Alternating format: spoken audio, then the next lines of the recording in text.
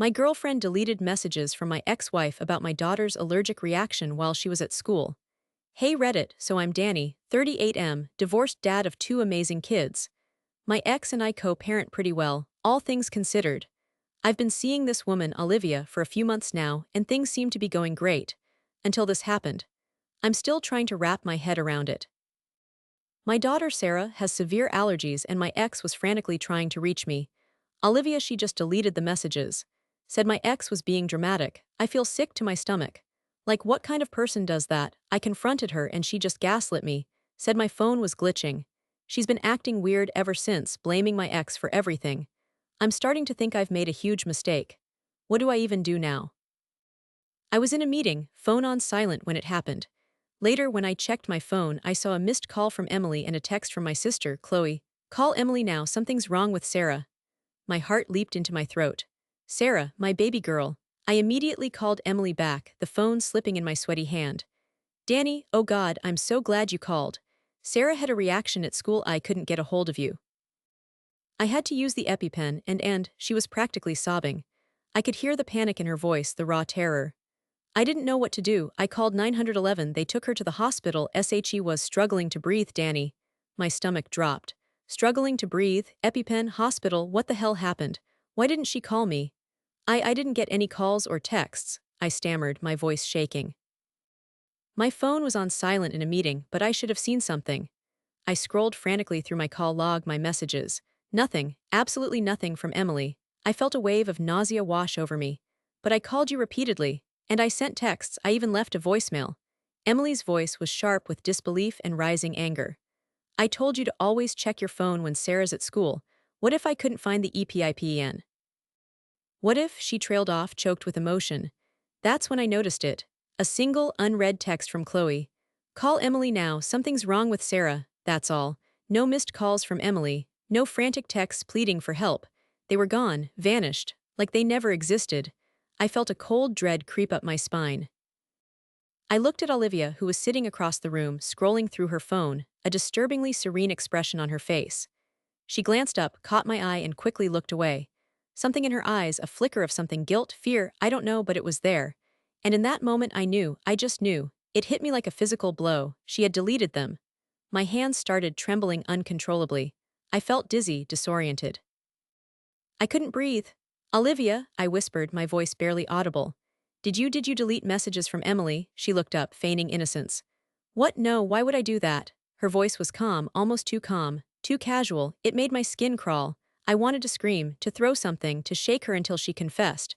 But I just stood there, frozen, the blood draining from my face. Sarah, my little girl. Struggling to breathe. And this woman had deliberately kept me from her. I felt a surge of rage, hotter and more intense than anything I'd ever felt before. This wasn't just a betrayal of our relationship. This was a betrayal of my child. And in that instant, everything changed. The world shifted on its axis. The woman I thought I knew, the woman I was falling in love with, vanished. And in her place stood a stranger, a monster capable of unspeakable cruelty. Okay, Reddit, I need to vent, because what the actual FK. So after the hospital incident, Sarah's fine now, thank God. I tried to talk to Olivia, tried being the operative word. Olivia, I started, trying to keep my voice level. Emily said she called and texted multiple times.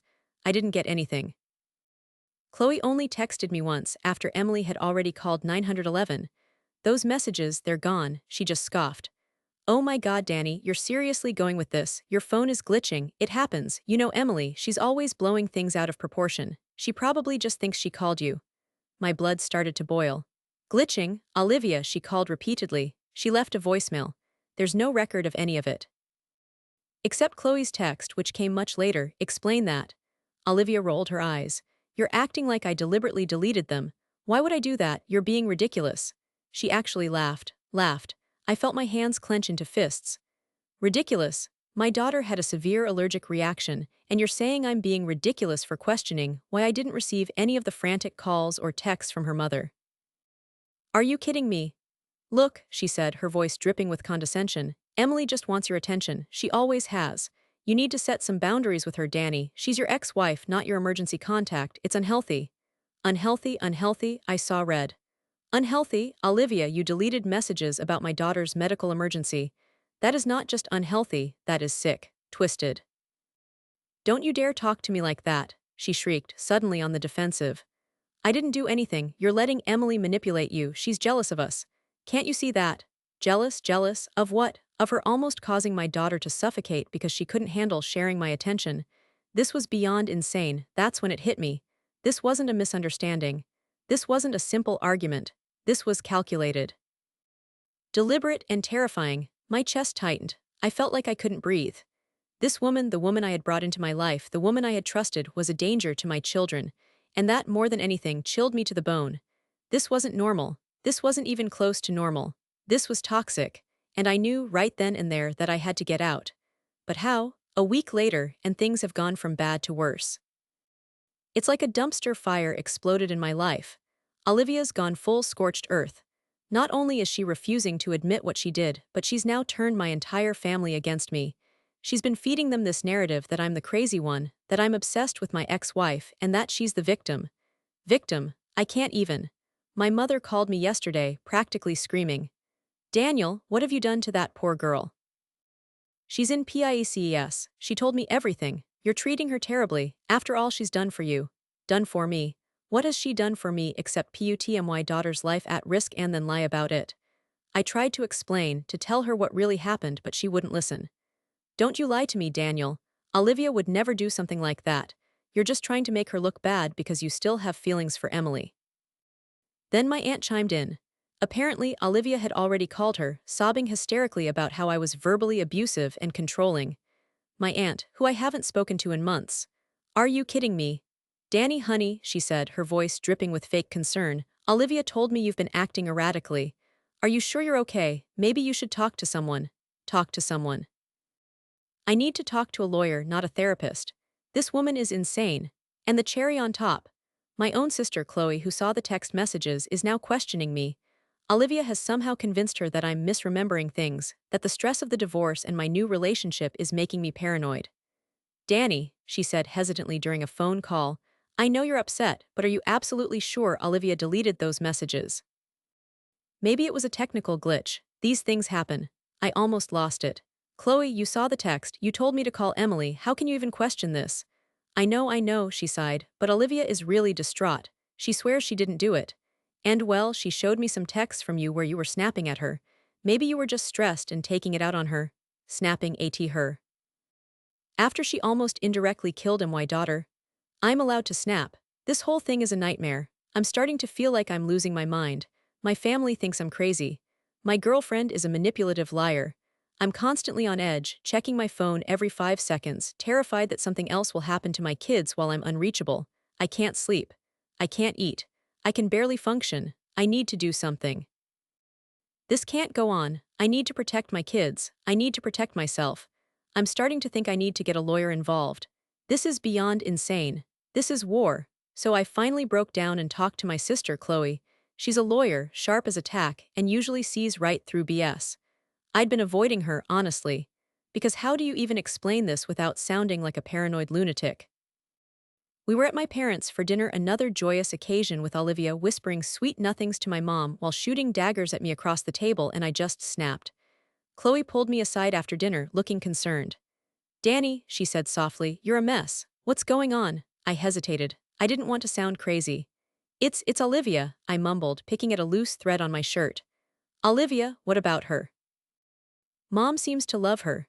Chloe raised an eyebrow that stung. She deleted messages from Emily about Sarah's allergic reaction. I blurted out, the words tumbling out in a rush. Chloe's eyes widened. Deleted messages? What are you talking about? I told her everything. The missed calls, the missing texts, Olivia's gaslighting, the way she'd turned my family against me. The whole twisted, sickening story. I even showed her the text she'd sent me, the only one that got through. When I finished, Chloe was silent for a moment, her expression a mixture of shock and disbelief. Then she just stared at me, her eyes filled with a dawning horror. Holy SHT, Danny, she whispered. This isn't normal. That's when the dam broke. I just lost it. I started crying, right there in my parents' kitchen, while Olivia was charming the socks off my mom in the living room. I felt like a complete failure, a fool. Chloe pulled me into a hug. Hey, she soothed, it's okay, it's not your fault. But it is, I sobbed. I should have seen it, I should have known, I'm so stupid. No, you're not, she said firmly. This is what abusers do, they isolate you, they manipulate you. They make you question your own sanity. Abusers. That word hit me like a ton of bricks. I'd never thought of it that way. I'd been so focused on Olivia's jealousy that I hadn't seen the bigger picture. She's been telling everyone I'm crazy, I choked out. My mom, my aunt, even you, she's turning everyone against me. Chloe pulled back, her eyes blazing. She's doing what's called a smear campaign. It's classic abuser behavior. They try to discredit you so that no one believes you when you finally speak out. Suddenly, everything clicked into place. Olivia's lies, her manipulations, the way she'd twisted the narrative, it all made sense. This wasn't about jealousy. This was about control. Document everything, Chloe said, her voice sharp and decisive. Every text, every email, every phone call, keep a record. And for God's sake, Danny, prioritize your kids. Their safety comes first, above everything else. Hearing those words from my sister, the one person I trusted implicitly, it was like a weight had been lifted off my chest. I wasn't crazy, I wasn't alone, and I finally knew what I had to do. I had to fight. For my kids, for myself. This conversation with Chloe, it was a turning point. It gave me the clarity and the strength I needed to finally see Olivia for who she really was. A manipulative, controlling, dangerous person. And I knew with absolute certainty that I had to get her out of my life. No matter the cost. I was at work trying to focus on a presentation when I got a notification from my daughter's pediatrician's office. An appointment reminder for a new pediatrician. What the hell, I hadn't scheduled any appointments. I hadn't even considered changing pediatricians. Sarah loved Dr. Lee. My heart started pounding in my chest. I immediately called the office. Hi, this is Daniel Hayes, Sarah Hayes' father. I just got a reminder for an appointment, but I didn't schedule anything. The receptionist put me on hold, then came back a few minutes later. Mr. Hayes, the appointment was scheduled by Olivia, Morris, Olivia. Olivia. A cold dread washed over me. This wasn't just about deleted texts anymore. This was about her taking control of my child's medical care, without my knowledge, without my consent. I felt a surge of rage so intense I thought I might actually black out. This was beyond crossing a line. This was violating. My hands were shaking so badly I could barely type, but I managed to pull up my contacts. And that's when I saw it. Chloe's number gone, deleted.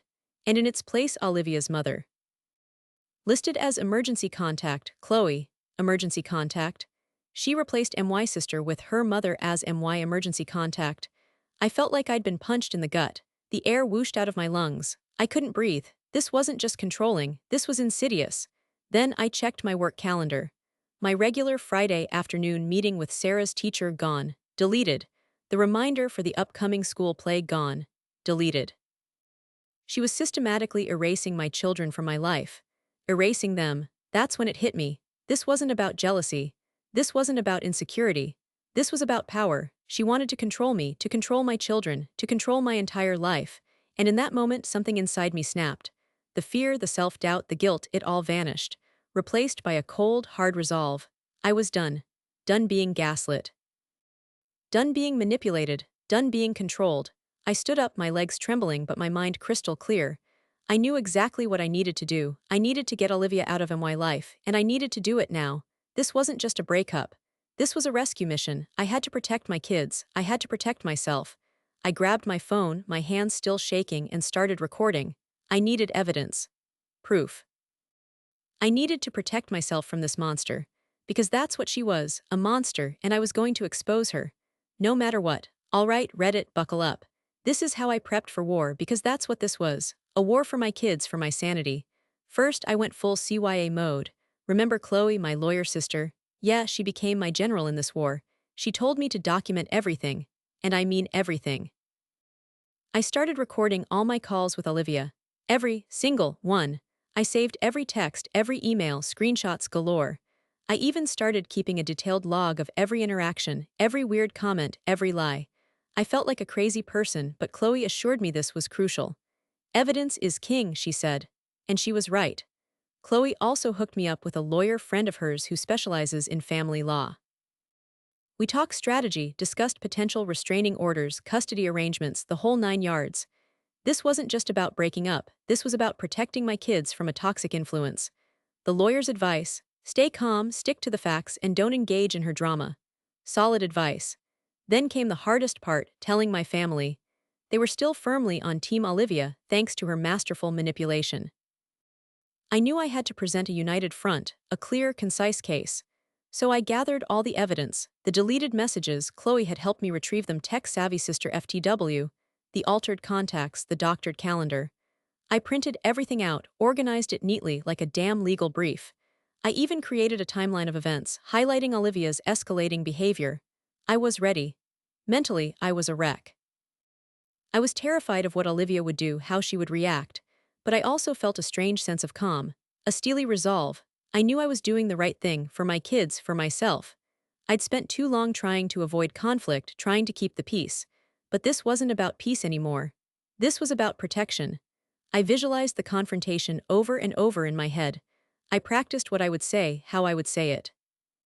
I knew I had to stay calm, stay focused. I couldn't let her get under my skin. I couldn't let her derail me with her lies and manipulations. I had to be strong, for my kids. I also reached out to a therapist. I knew this whole ordeal was taking a toll on me and I needed support. Talking to someone helped me process my emotions, to see things more clearly. It helped me understand that I wasn't crazy, that I wasn't overreacting. Olivia's behavior was not normal, and I deserved better. My kids deserved better. By the time Saturday rolled around, I was ready. I was scared, yes, but I was also determined. I had my evidence. I had my support system. I had my plan. And I was finally ready to confront the monster in my life. Bring it on. It was Saturday afternoon. The apartment felt suffocatingly quiet, the sunlight streaming through the windows mocking the tension in the air. Olivia was in the living room, casually flipping through a magazine like nothing was wrong, like she hadn't systematically tried to erase my children from my life. I took a deep breath, my heart pounding against my ribs, and walked in. "Olivia, we need to talk." My voice was surprisingly steady. I placed a folder on the coffee table between us. "I have some things I need to show you." She looked up, a flicker of annoyance crossing her face. "What is this, Danny? Some kind of intervention?" I opened the folder, revealing the printed evidence. The retrieved deleted messages, the altered contacts, the doctored calendar. "This," I said, my voice hardening, "is proof that you've been lying to me, lying to my family. Manipulating everyone around us." Her eyes widened, a flash of panic replacing the annoyance. What is this? Where did you get this?" She reached for the folder, but I pulled it back. "Don't touch that," I said, my voice low and dangerous. "These are copies, I have the originals, and I have witnesses. You're not getting out of this, Olivia." She stammered, her composure cracking. I don't know what you're talking about." This is crazy." "Crazy? Is it crazy that you deleted messages from my ex-wife about my daughter's medical emergency? Is it crazy that you changed my daughter's pediatrician without my consent? Is it crazy that you replaced my sister with your mother as my emergency contact? Is it crazy that you deleted my children from my calendar?" My voice rose with each question, the controlled anger I'd been holding back finally erupting. She flinched, her face paling. I was just trying to help. Emily is so dramatic, always overreacting. I didn't want you to worry." "Worry? My daughter was having an allergic reaction, and you prevented me from being there for her. You put her life at risk." The dam finally broke. Tears streamed down her face as she launched into a full-blown meltdown. "You don't understand. I love you. I was just insecure. I didn't want to lose you to her." I stared at her, my anger slowly giving way to a chilling sense of detachment. This wasn't the woman I thought I knew. This was a stranger, a manipulative, self-absorbed child throwing a tantrum. "It's over, Olivia," I said, my voice flat and emotionless. "I can't trust you. I can't be with someone who is a danger to my children. Pack your things and leave." "No." She shrieked, her voice laced with desperation. "You can't do this. I love you. We're supposed to be together." "We were never together, Olivia," I said, my voice hardening. "You created a fantasy in your head, a world where my children didn't exist. And when they got in the way, you tried to erase them. You're sick, Olivia. You need help." That's when the real panic set in. The mask of victimhood crumbled, revealing the terrified child beneath. Don't leave me. I'll do anything. I'll change, I swear." I shook my head, my resolve unwavering. "It's too late, Olivia. You've shown me who you really are, and I'm not going to let you hurt my children anymore. Get out." She looked at me, her eyes wide with fear and disbelief. The power dynamic had shifted. She knew she'd lost. She knew I wasn't playing games anymore. She started to cry, real tears this time, not the manipulative crocodile tears I'd become accustomed to. But I didn't waver. I stood my ground, watching as she packed her bags, the fear in her eyes a grimly satisfying confirmation that I had finally taken back control. It was over. And I felt free. It's been 6 months since Olivia stormed out of my apartment. 6 months since I finally broke free from that toxic nightmare. And let me tell you, Reddit, the aftermath was messy. Initially, it was like a bomb went off. Olivia went full scorched earth. She badmouthed me to everyone who would listen, painting me as the crazy, abusive ex. She even tried to contact my kids directly, which led to a temporary restraining order. My family, bless their hearts, were slowly starting to see the truth, but the damage had been done. There were some awkward family dinners, let me tell you, some still sided with her. I couldn't believe it. Emily, my ex-wife, was a force of nature. Furious, yes, but also incredibly supportive. She threatened Olivia with legal action if she ever came near our kids again. Seeing her stand up for me, for our kids, it was powerful. We actually started communicating better after all this, which is a weird silver lining, I guess. The legal stuff is ongoing. Olivia is fighting the restraining order, claiming I'm making it all up. It's exhausting, draining, and expensive, but I'm not backing down. I will protect my kids. But here's the thing, Reddit, I've changed. This whole experience, as awful as it was, has been a wake-up call. I started therapy and it's been life-changing. I'm learning to set boundaries, to prioritize my own well-being, to recognize red flags. I'm no longer afraid of conflict. I'm not afraid to stand up for myself, for my kids. My relationship with my kids, stronger than ever. They know I'll always be there for them no matter what. And that, honestly, is all that matters. It's not all sunshine and rainbows. I still have moments of doubt, of anger, of sadness. I lost friends, family members I thought I could count on. But I also gained something invaluable: the strength to walk away from toxicity, the courage to protect my family, and the clarity to see my own worth.